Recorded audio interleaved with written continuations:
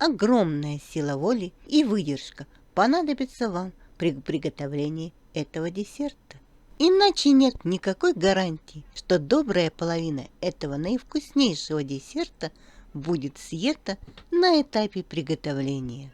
Божественный аромат и фейерверк вкуса. Вот эпитеты, которые подходят для этого лакомства. Я вас приветствую, мои гениальные зрители. Сегодня мы с вами приготовим заварную творожную паску апельсиново-шоколадную. И для ее приготовления нам не понадобится ни марля, ни пресс. Этот десерт не требует выпечки, и у него длительный срок хранения. Итак, приступаем. Для приготовления заварной творожной пасхи апельсиново-шоколадной нам понадобится 500 граммов жирного творога от 9% и выше, 2 порции сахара, 1 порция на 90 граммов, включая 25 граммов ванильного сахара, и 2 порция на 60 граммов, 3 желтка яиц, 2 апельсина, 60 граммов сливочного масла, сметана жирная 120 граммов, пектин 6 граммов, горький шоколад 80 граммов, у меня 70%. Дополнительно, опционно, но я очень рекомендую, вы можете взять еще 2 столовые ложки рома или несколько капель ромовой эссенции. Я не буду этого делать, потому что у меня шоколад уже с ромом. Шоколад переложите в кондитерский мешок, а мешок положите в горячую воду. Теперь натираем цедру одного апельсина, без белой части, только оранжевую часть. Белая часть нам не нужна, она горчит. Натерев цедру, мы теперь удаляем кожуру с апельсинов. У апельсинов удаляем семена, если у вашем апельсине такие имеются. Апельсин разделяем на дольки и по возможности удаляем пленки. Из полученной апельсиновой массы нам надо 120 граммов. Мы его перекладываем в стакан и пробиваем блендером до однородности. Теперь перекладываем полученную массу в кастрюльку. В сахар добавляем пектин и тщательным образом перемешиваем. Пектин мы кладем в порцию из 60 граммов сахара. Кастрюлю с апельсиновой мякотью мы ставим на плиту на средний нагрев. Теперь пектин всыпаем струйкой и тщательно размешиваем.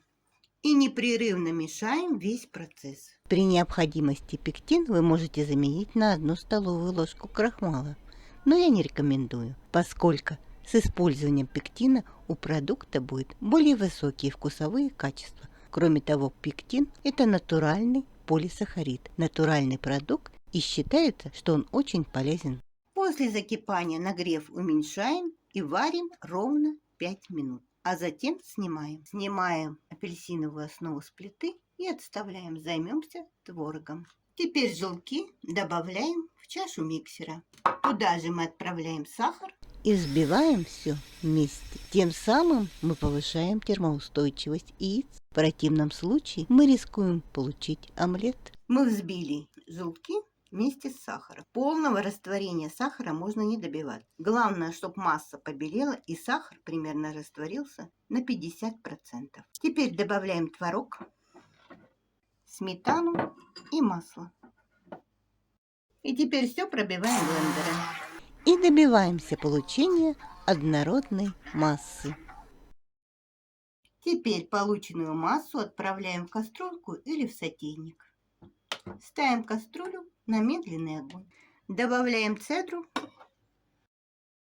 Варим, непрерывно мешая, до момента закипания до первых булек. Появились первые пузыри. Кастрюлю можно снимать. Сняв с плиты творожную массу, сразу же в нее добавляем апельсиновую основу. Основа загустела, и это уже практически мармелад. И теперь все вместе пробиваем блендером до однородности. Половина массы переливаем в другую кастрюлю.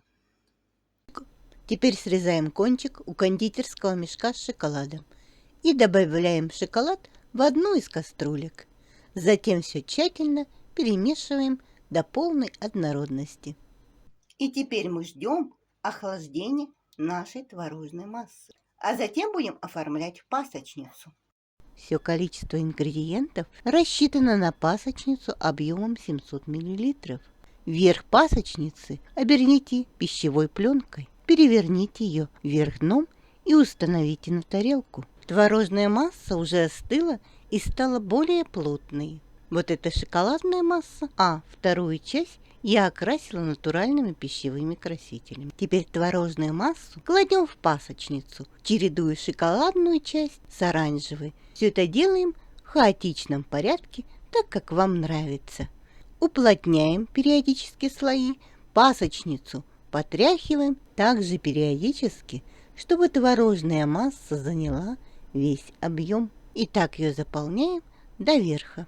Верх пасхи разравниваем лопаткой, так, чтобы она была вровень с краями. Одеваем сверху полиэтиленовый пакет и отправляем в морозильную камеру на 6-12 часов.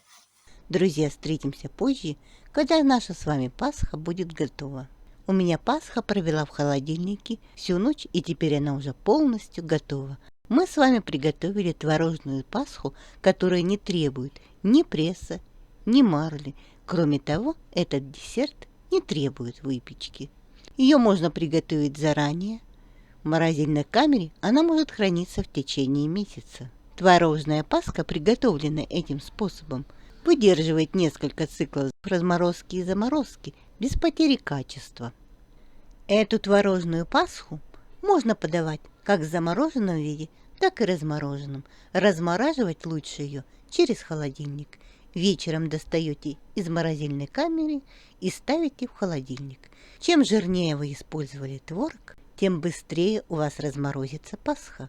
При разморозке Пасха не теряет свою форму и плотность. Сыворотка не отделяется. В замороженном виде Пасха по вкусу напоминает мороженое. Только такого вкусного мороженого я никогда не ела.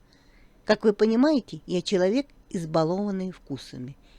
Но вкус этой Пасхи у меня вызывает полный восторг. Она для меня является на данный момент лидером по вкусу. У нее просто какой-то невероятный, волшебный аромат и фантастический вкус. Кроме того, что Пасха является символом светлого Христового воскресения, она еще и наивкуснейший десерт. Поэтому, даже если это не в вашей традиции праздновать Пасху, я вам советую приготовить это изумительно вкусное лакомство. Приятного аппетита, друзья! Готовьте с удовольствием и помните, что вы гениальны, поэтому у вас все получится. С вами была Пульхерия, канал записки пользователя или вы гениальный кулинар.